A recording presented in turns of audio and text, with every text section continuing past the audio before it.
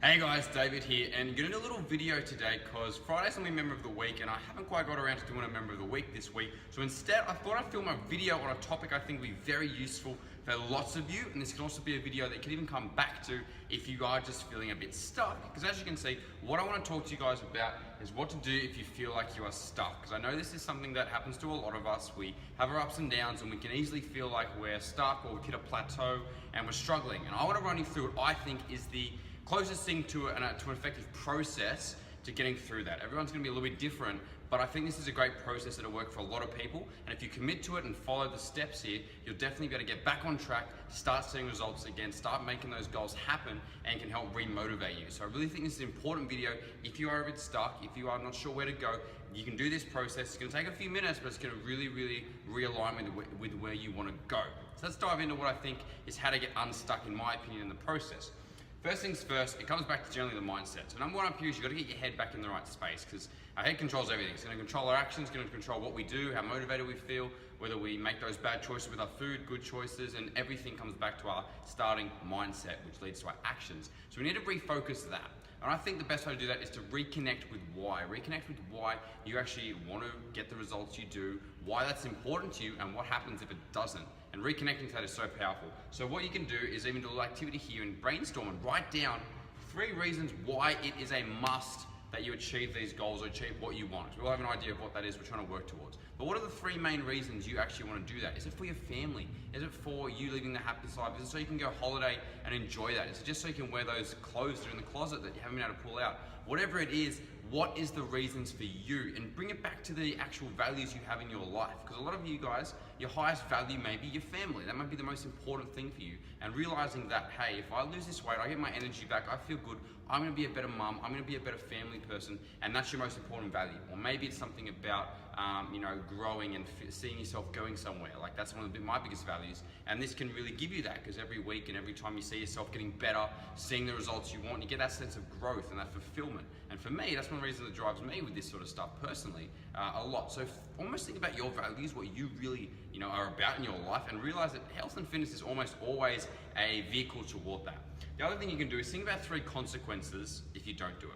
What are 3 consequences if you don't get back on track, if you don't get your good habits again, and you don't actually achieve these goals? And this can seem negative at first, but it's really powerful to realize what happens if we don't, because sometimes it's too late and those consequences have already hit us. So really important to think about what actually happens if I don't do this. What's that going to cost me in my life? And it's quite a serious thing, right? But if you do it properly, it'll really motivate you and realize what you want to do.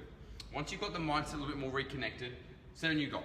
You need to really tangibly create something that you're trying to work towards. Maybe you already know it, but it's important to get clear on that again. And that can be anything from weight, from a clothes size, could be get back into that routine of X number of workouts per week, could be the energy, could be a lot of different things, but you've got to have some sort of goal that you are working towards. And ideally it should excite you. It should be something that you really get pumped up for and go, you know what, that would actually be pretty freaking amazing if I got that. If it doesn't excite you, keep trying. Find something that does excite you.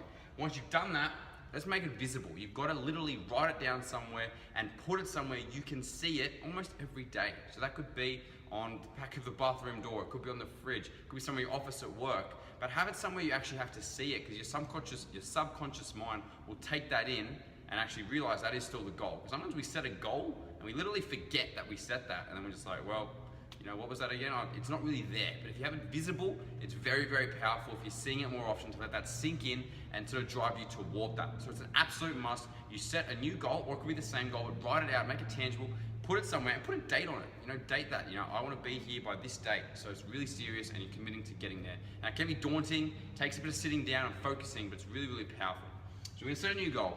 Next thing, I think you're gonna have to redial in the eating. Because if you are sort of stuck, or if you hit a plateau, very often it's from the eating. It can be exercise, of course, too, but generally we've just lost our good habits with our eating, or some snacks are creeping in, or something's happened that we weren't doing maybe at one point, and that's why we've hit this plateau now. So the most important thing is to redial in your nutrition, number 1, and make sure that's feeling good. Because if you eat well and you feel good, have the energy, everything else is easier. But when you have that bad meal and you go off track a bit with that, it can mess with you mentally, and you don't really want to keep going with anything else, the workouts, because you've eaten bad, right? So I think really redialing in your eating, getting that on track is most important. Now you can get back to tracking that physically, you can get back on an app and really monitor exactly how much you're putting in and make sure you are putting in the right amount for your body to lose weight, and that's obviously what we can help you with. But if you're getting that right, most of the time when you get that right, your body does what we want it to do most of the time. So it's really, really important that you refocus and go, all right, where am I slipping up my eating? Let's cut that out and let's get that right. And it doesn't mean being perfect, but it means being in control of that eating. So that's your next step, redial that in.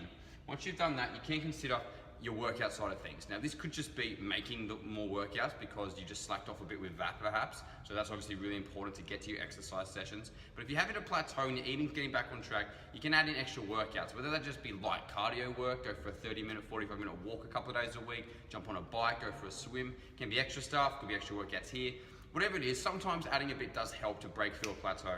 So it can be very valuable if you think that maybe that's somewhere you can improve. Again, something we can help you with, which will be the final point here. But you can add in a little bit extra exercise if you hit that plateau and multitask with that. If you end up going for walks, put some music and listen to something good, or jump on an exercise bike and watch your favorite TV show. There's so many ways you could do it, but if you're gonna add in extra stuff, just so it doesn't feel like it's taking away from your life, make it something you can multitask with a little bit ideally, but ultimately exercise is enjoyable, so we should be able to enjoy it too. But that can be a great next step. Once you've got your eating back on track, firstly, look at, okay, could I do a little bit more exercise, maybe a little bit more cardio-based stuff that's not too taxing, but will burn some extra calories, will help speed up if your goals are weight loss related, of course.